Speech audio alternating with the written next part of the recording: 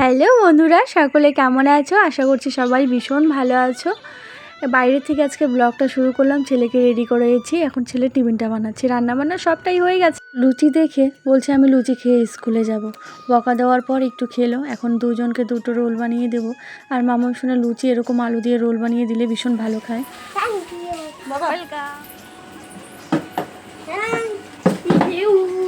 Welcome. মানা করেছি এত রাত্রে স্নান করতে না, সেই স্নান করে করে এখন ঠান্ডা একদম বসে গেছে। সেই ডাক্তার দেখিয়ে এখন ওষুধ খাচ্ছে। এখন কদিন থেকে সকালেই করে যাচ্ছে, কারণ রাতে একদমই মানা করে দিয়েছে স্নান করতে। খাবার খাওয়া হয়ে গেলে থালাগুলো এখন কলপারে নিয়ে রাখবো। একটা একটা করে নামিয়ে রাখার আর তখন আর সময় ছিল না, তাই একবারে এখানে জমাই করলাম। শ্বশুরমশাই, ছেলে, তোমাদের দাদা ভাই, তো সবার থালাগুলো এখন এই যে কলপারে নিয়ে মেজে নিচ্ছি। তোমাদের দাদাভাই বেরোবে, টিফিনটাও বেড়ে দিয়েছি। তোমাদের দাদাভাই বেরোনোর পরই ছেলের গাড়িটা চলে আসলো, ছেলেও বেরিয়ে গেল।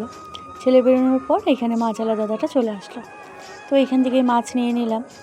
তো বাড়িতে এসে মাছগুলোকে রেখে হাত পা ধুয়ে বাসি বিছানাগুলো পড়ে আছে, সেই বাসি বিছানাগুলো এখন আমি উঠিয়ে নিচ্ছি।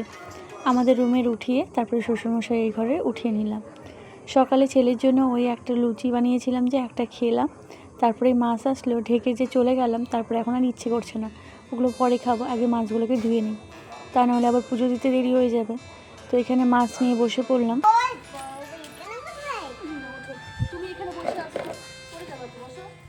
মেয়ে আমার যে কত কথা বলছে, হাজার একটা কথা বলছে।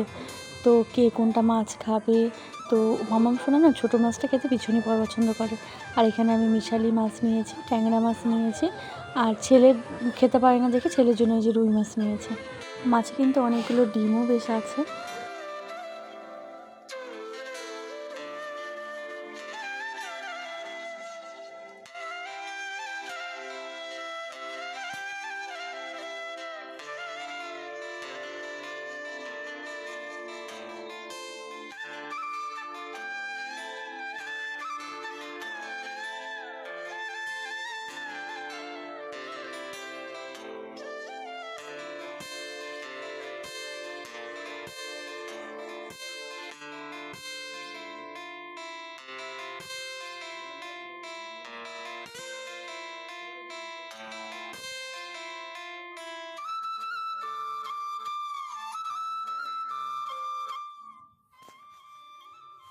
ছেলে স্কুল থেকে এসে খাওয়া দাওয়া করে সাইকেল নিয়ে বেরিয়ে গেল।